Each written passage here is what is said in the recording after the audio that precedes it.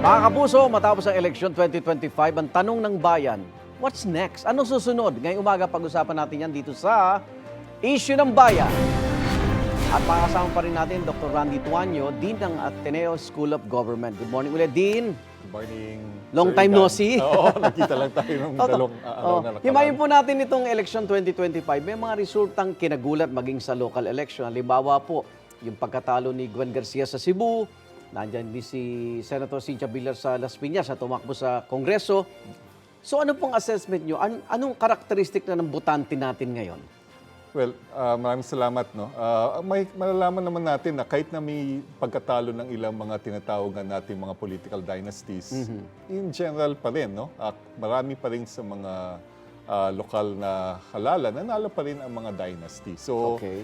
halimbawa, masasabi natin sa sa Isabela, halimbawa, o kaya sa Bataan, yung mga Garcia sa Bataan. So, Andun pa rin. nandun pa rin. No? Kaya tingin ko parang matatagalan, no, bago mabuwag talaga ang dynasties. Pero binibigyan tayo, itong halalan, masasabi natin na binibigyan tayo ng senyales na bukas ngayon ang ating politika. No? May konting kabukasan, no?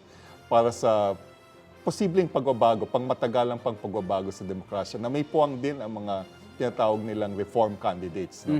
Na pwedeng magpapalit, no? Sa kanilang pwesto, yung mga dynasties. No? Parang hindi na pwedeng makontento yung ibang nasa politika ng matagal, eh, no? Tulad nga na sinasabi kong Sir Igan, nga yung pinag-usapan namin ni Ivan kanina, yung aming pag-aaral patungkol sa youth vote, no? Merong kabataan. 28% na merong kaming ginawang pag-aaral na 28% na sinasabi silang dissatisfied Democrats. So, yung maniniwala na kabataan sa demokrasya, pero hindi sila masaya sa mga pangyayari na naboboto nga tuwing ang mga dynasties, mga artista, no? So, mukhang kahit papaano at dahil marami sa kanila nga ay first-time voters at hindi nakita yung mga traditional na mga kampanya na nakarang mga eleksyon, mukhang mas naging bukas sa mensahe sa mga pagbabago sa politika. Pero siyempre, kailangan pa talaga natin siya sa atin to kasi yun nga, pinag-usapan din namin kanina ni Ivan, wala namang election exit polls, no, na nangyayari. So kailangan talagang pag-aralan kung ano ba talaga naging pagbabago nga sa At ating. kailan sila nagdesisyon? Ano? Ito, hindi na rin bago. Yung mga artista ho, yung mga personalidad na tumatakbo tuwing eleksyon.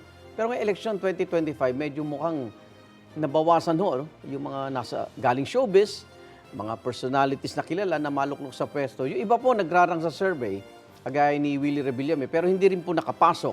So, ano na ho ang mensahe rito sa mga taga-showbiz ng mga botante natin? Yun nga, ang nabagit ko nga, Sir Igan, no, yun nga, may mukhang sa ating electorate, no, may kabukasan ngayon sa pananaw, no, na ang politika isang seryosong bukasyon, no, na dapat talagang seryosohin ng mga kandidato na dapat pag-aralan yung mga issue. Meron tayong mga kandidato nung tinanong sila ng media, no, kung ano kanilang plataforma. Unfortunately, wala nga masabi. So, in a sense, tingin ko may mga ilang botante na na-turn off sa mga ganyang mga klaseng pronouncement. No? So, may konting makikita natin na mukha, no, sa pangunang pagsusuri na may mukhang nagiging pagbabago nga sa ating politika. Kaya lang, yung nga, pinag-usapan din natin nung 2 araw nakaraan, ang demokrasya nga ay hindi lamang nangyayari lamang dapat sa halalan, pero pinapractice nga natin araw-araw, so dapat marami pa rin tayong pwedeng gawin sa gitna ng mga halalan. Interesting dito yung participation ng voters. No? Masyadong mataas ang kanilang interest. Pati ang kabataan from 11% noong 2022, nasa 20% na nitong 2025 at dadami pa yata ang kabataan botante sa 2028. Oo, ano naman, patuloy pa rin naman tumataas ang ating populasyon, Sir Igan. No? Pero yun nga, alam natin na every election process may possibility of renewal. No? Kasi nga, nagbabago nga talaga ang ating mga botante. Kaya malaga rin ang nating kailangan gawin ang mga gawi, no? Sa gitna ng mga habang hindi nagkakaroon ng halalan, no, yung paano makilahok ang mga kabataan. At habang dumadaming botante, lumiliit ang polling precinct. Dapat pag-isipan na rin yan dahil tumatagal, humahabang pila, marami rin hindi nakakaboto. Panghuli, Dr. Randy, ito, basa nangyari ito election 2025, So ano na po yung aasahan natin sa susunod na eleksyon? Mukhang nabawasan ang mga narinig kong dinaya ako ngayong election 2025, di ba? Nakatulong nga talaga mismo yung automated, Automated, system. oo. So yan, parang tingin ko, parang isang reforma yan na kailangan talagang ipagpatuloy pa sa mga darating na halalan. Yung ikalawa rin na natin siguro mapansin, yung mukha dahil marami mga bagong mga mukha na pumasok ngayon sa politika. So maging interesante ang Oo ating nga. politika. So hindi lamang mula sa isang partido o kaya sa isang bloke.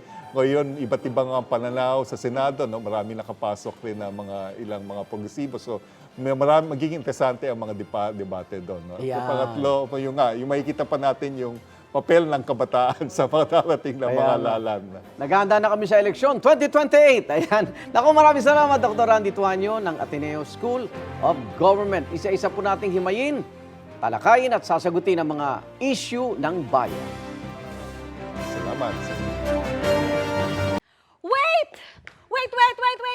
Huwag mo munang i-close! Mag-subscribe ka muna sa GMA Public Affairs YouTube channel para lagi kang una sa mga latest kwento at balita.